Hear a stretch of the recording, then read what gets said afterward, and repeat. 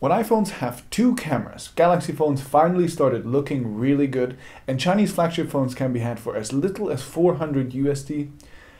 I take a look at something like the Sony Xperia XZ and my mind is blown.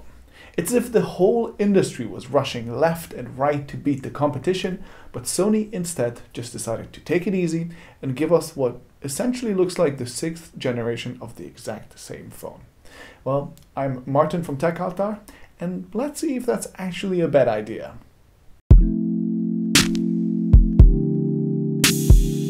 It all starts with the looks, and design-wise, the XZ is an unsurprising follow-up to previous Xperia phones. But that's exactly why I'm quite in love with it. My conscious mind tells me that metal and glass are overrated, but together with the absolutely stunning new color options and Sony's boxy lines, my emotional mind can't resist.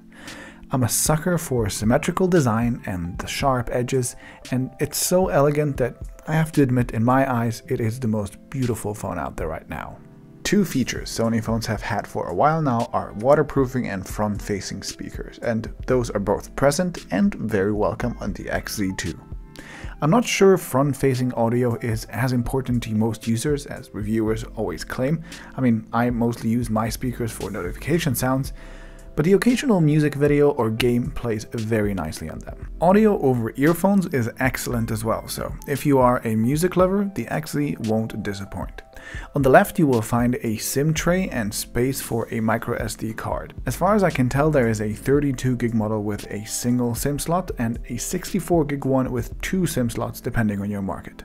On the right there are some very nice and clicky buttons. Poor buttons are always underrated. Having the fingerprint reader on the side is where I think it makes the most sense. It's comfortable to use while on the table and while in the hand. Voila, best of both worlds. Oh, and it's also very fast and accurate. In traditional Sony fashion, the volume buttons are pretty hard to reach, and I actually like them out of the way because on other phones I usually press them mostly by accident. And finally, let's talk about that glorious 2-stage camera button.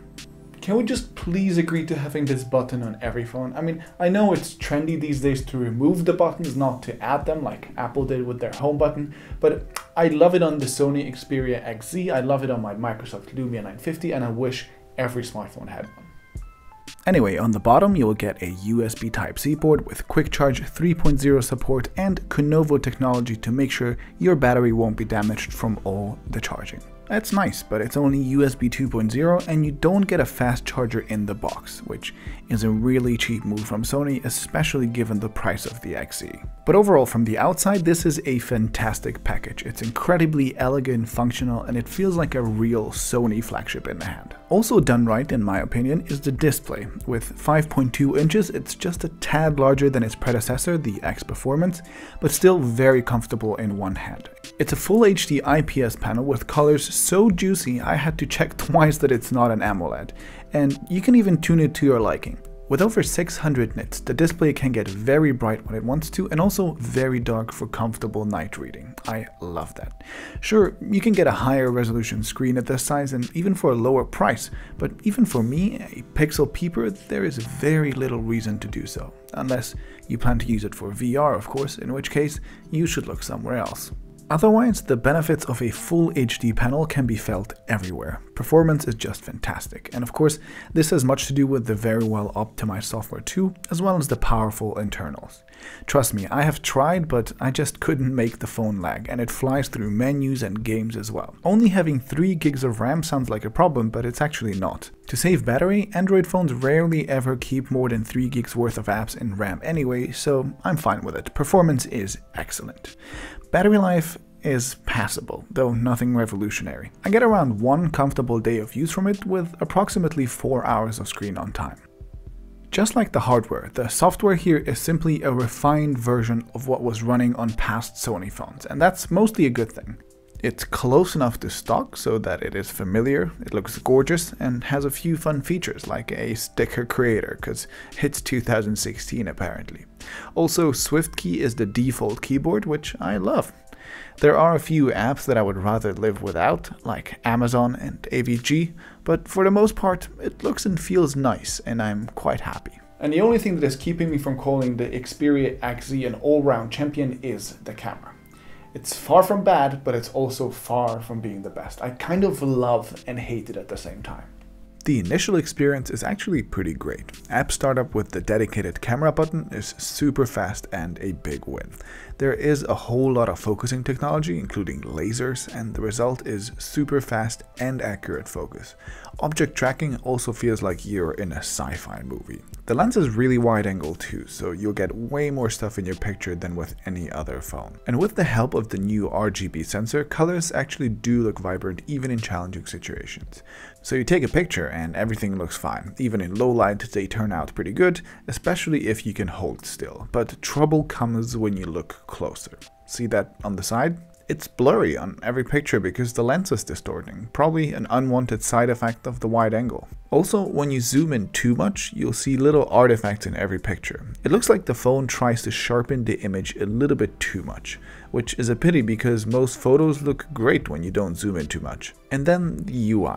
It's fine for casual use, but advanced settings aren't laid out very logically. Like 4K video is not just, a video resolution setting, but instead a separate app inside of your camera.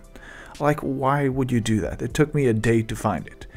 Anyway, videos are actually a strong point of the XZ. The steady shot stabilization works extremely well, and the continuous autofocusing is the best I have seen on any smartphone.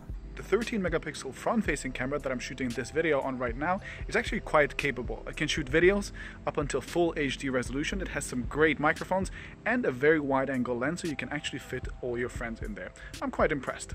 Overall, the camera is great for selfies and for videos, but not the best for regular photos. Casual users will actually be happy with it, and shooting with it feels good, but if you're a demanding photographer who likes to go a little deeper and zoom a little closer, then you might want to look somewhere else. As I've said in the beginning, it seems like Sony decided to ignore its aggressive competitors and simply perfect what it already had. And I think for the most part, the Xperia XZ turned out fantastic. It doesn't have a single revolutionary new feature, but it feels incredibly polished and elegant. I wouldn't recommend it to anyone who's a hardcore photographer unless your definition of photography includes mostly selfies, and also those who are on a budget, but for everyone else, I think the Xperia XZ is a fantastic choice. I hope you guys enjoyed this video. If you did, give it a thumbs up and subscribe to me if you want to see more, and I'll see you in the next one. Bye bye.